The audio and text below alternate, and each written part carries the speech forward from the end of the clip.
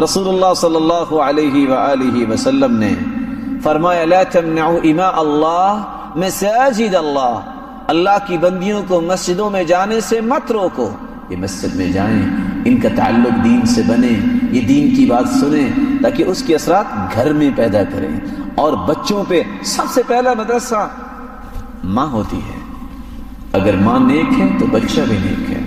اس لیے کہنے والے نے سچ کہا تھا اذا كان رب البيت بالضف ضاربا فشيمة اهل البيت كلهم الرقص. اگر ماں باپ جو ہیں وہ دف بجانے والے ہوں تو بیٹے اور بیٹیاں رقص ہی کر سکتی ہیں، کیا کریں گی؟ اگر ماں باپ جو ہے نیکی کے کام پہ لگنے والے ہیں تو اللہ رب العزت اولاد کو بھی پھر توفیق دیتا ہے. ام سلیم رضی اللہ تعالی عنہا، جب اللہ تعالیٰ نے بیٹا دیا، ابھی بیٹا گفتگو نہیں کرتا، لیکن حالت کیا ہے؟ بیٹے کی انگلی کو پکڑتی ہیں اور آسمان کی طرف اٹھاتی ہیں. وَهِيَ تُلَقِّنُ، اور اس کو تلقین کرتی ہیں یا بنی قل لا الہ الا اللہ، قل لا الہ الا اللہ، بیٹے لا الہ الا اللہ کہو. اور انگلی اٹھا کے اشارہ کیا کرتی ہیں؟ الرحمن علی العرش استوى، اللہ رب العزت ذات کے اعتبار سے کہاں ہے؟ عرش پر مستوی ہے. یہ مومن کا عقیدہ ہے، یہ مومن کا عقیدہ ہے. لیکن آج افسوس اس مسلمان پہ، جب بچہ گفتگو کرنے لگتا ہے تو سب سے پہلے دیہاتوں میں کیا کہتے ہیں؟ اس کو گالی دو، گالی سکھاتے ہیں اور نہ جانے کون کون سے کلمات. مومن مرد اور عورت یہ چاہتے ہیں کہ میرے بچے کی زبان کھلے تو لا الہ الا اللہ پہ کہو. اللہ رب العزت ہمیں اچھی تربیت کی توفیق عطا فرمائے. رسول اللہ صلی اللہ علیہ وآلہ وسلم نے دوسرا حق بیان کیا ہے. مرد پہ دوسرا حق ہے عورت کے لیے کہ اس کو نیکی کا حکم کرے. اس کو کھلا چھوڑ دینا یہ حق تلفی ہے، اور حقیقت میں یہ بہت بڑی بلا ہے جس سے مصائب سامنے آتے ہیں. رسول اللہ صلی اللہ علیہ وآلہ وسلم نے فرمایا انفق على عيالك من طولك ولا ترفع عنهم عصاك ادبا واخفهم في الله. ہر وقت خامد کو چاہیے کہ وہ عورت کو اللہ سے ہی ڈرائے. یہ جو طریقہ اس وقت دنیا میں آ چکا ہے کہ جب بھی کسی نے ڈرانا ہوتا ہے تو طلاق سے ڈراتا ہے، یہ تو بزدلوں کا طریقہ ہے. ڈرانا ہے تو اللہ سے ڈراؤ. یہ کہو اللہ کی نیک بندی، تمہیں پتا ہے اگر یہ کرو گی تو اللہ رب العزت ناراض ہوں گے. دین کی طرف کھینچو، نیکی کا حکم دو، برائی سے منع کرو. یہ حق ہے عورت کا، وہ کمزور ہے، اس کی کمزوری کو آپ نے دور کرنا ہے. اس کے ساتھ کھڑے ہو. اگر نماز میں سست ہے، نیکی میں سست ہے تو اس کو تیز کرنا احادیث سنا کر، واقعات سنا کر، بندوبست کر کے. اور میں یہ سمجھتا ہوں کہ سلف نے جو روایت چھوڑی ہے، گھر میں ایک مکتبہ ہونا چاہیے، ہفتے کے بعد ایک دن ہونا چاہیے جس میں گھر کے اندر بیٹھ کے دین کی گفتگو ہو. وہ عبداللہ ابن رواحہ کیا کرتے تھے؟ بیوی کے پاس بیٹھ جاتے اور رونا شروع کر دیتے. جنت کی بات ہو رہی ہے، جہنم کی بات ہو رہی ہے، وہ بھی رونا شروع کر دیتی. آپ کیوں رو رہی ہیں؟ وہ پوچھتی آپ کیوں رو رہے ہیں؟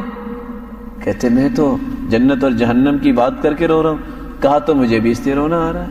ماحول اس طرح بنتا ہے، ماحول بنتا ہی اس طرح ہے. ایک انسان جو ہے وہ دنیا میں اتنا دھت ہے، مہینہ مہینہ اس کو بیٹھنا نصیب ہی نہیں ہوتا، محبت کیسے پیدا ہوگی؟ اور حالت یہ ہونی چاہیے جو عائشہ رضی اللہ تعالی عنہ کی حالت تھی جب اللہ کے رسول صلی اللہ علیہ وسلم حفصہ رضی اللہ تعالی عنہ کے پاس چلے گئے.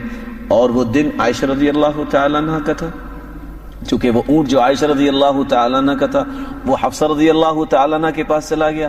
وہ اس پہ سوار ہوئے. آپ نے سمجھا کہ عائشہ رضی اللہ تعالی عنہ ہے، تو جب گئے تو عائشہ رضی اللہ تعالی عنہ کیا فرماتی ہیں؟ اللہم سلط علی اقربا تلدغنی. اللہ میں کیا کروں، اللہ کے رسول مجھ سے دور چلے گئے ہیں، مجھ پہ بچھو بھیج جو مجھے کاٹ جائے، میں ان سے دوری پسند نہیں کرتی. ایسی عورت جو ہے یہ قیامت کے دن جنت کی شہزادی ہوگی، جس کے ذہن میں یہ ہو نہ میں جنت میں جدا ہونا چاہتی ہوں نہ دنیا میں جدا ہونا چاہتی ہوں. تیسرا حق یہ ہے کہ مرد کو چاہیے کہ بیوی کی جائز ضروریات پہ خرچ کرنے کو عبادت سمجھے. میرے الفاظ پہ غور کیجئے گا.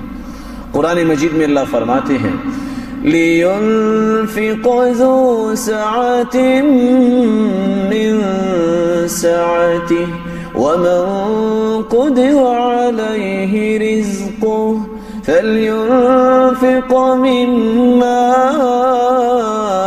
آتَاهُ اللَّهُ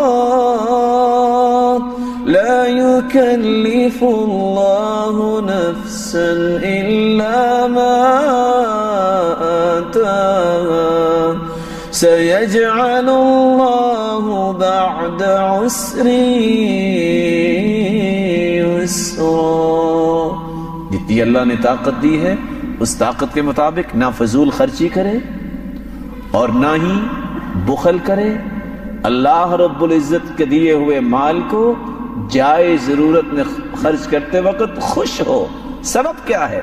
مقدام ابن معدی کرب رضی اللہ تعالی عنہ روایت کرتے ہیں رسول اللہ صلی اللہ علیہ وسلم نے فرمایا ما اطعمت زوجتك فهو لك صدقہ وما اطعمت ولدك فهو لك صدقہ وما اطعمت خادمك فهو لك صدقہ وما اطعمت نفسك فهو لك صدقہ. آپ اپنی بیوی پہ خرچ کرتے ہو, آپ اپنی اولاد کی پرورش پہ خرچ کرتے ہو, آپ اپنے خادم اور متحدی میں کام کرنے والے پہ خرچ کرتے ہو یا اپنے اوپر خرچ کرتے ہو. شرط یہ ہے, نیت یہ ہو اے اللہ بیوی پہ خرچ کرنا تو واجب ہے لیکن میں اس لیے خرچ کرتا ہوں تو راضی ہو جا. بچوں کی پرورش واجب ہے لیکن میرے مالک تو راضی ہو جانا. متحدی میں کام کرنے والوں کو وقت پہ اجرت دینا فرض ہے لیکن اللہ تو راضی ہو جانا. وَهُوَ يَحْتَسِبُهَا, نیت خالص کر لے. قیامت کا دن ہوگا, بیوی پہ کیا گیا خرچ, بچوں پہ کیا گیا خرچ, ان 4 مدات میں کیا گیا خرچ نام اعمال میں صدقہ بنا کے لکھا ہوا ہوگا. کیا اپنے بیٹے پہ خرچ ہے. اور صحیح مسلم کی روایت کاش کسی مسلمان کو یاد رہے تو کبھی طلاق نہیں ہوگی. ڈائیورس کیوں ہوتی ہے؟ میرا خرچ نہیں پورا ہوتا. فرمایا دینار انفقته في سبيل الله ودینار تصدقت به على مسكين ودینار انفقته في رقبة ودینار انفقته على اهلك. 4 دیناروں کا تذکرہ اور اتفاق ایسا ہے کہ یہاں کا عملہ بھی دینار ہے. ایک اللہ کی راہ میں خرچ کرو اور ایک مسکین پہ خرچ کرو, ایک کسی کی گردن آزاد کرنے میں خرچ کرو اور چوتھا دینار بیوی پہ خرچ کرو. اعظم اجرا الذي انفقته على اهلك, قیامت کا دن ہوگا سب سے زیادہ اجر کا باعث وہ دینار ہوگا جو تم نے گھر والوں کی جائز ضرورت کو پورا کرنے کے لیے خرچ کیا. اگر اس طرح کی بات سمجھ میں آ جائے تو ڈائیورس تک بات نہیں پہنچتی.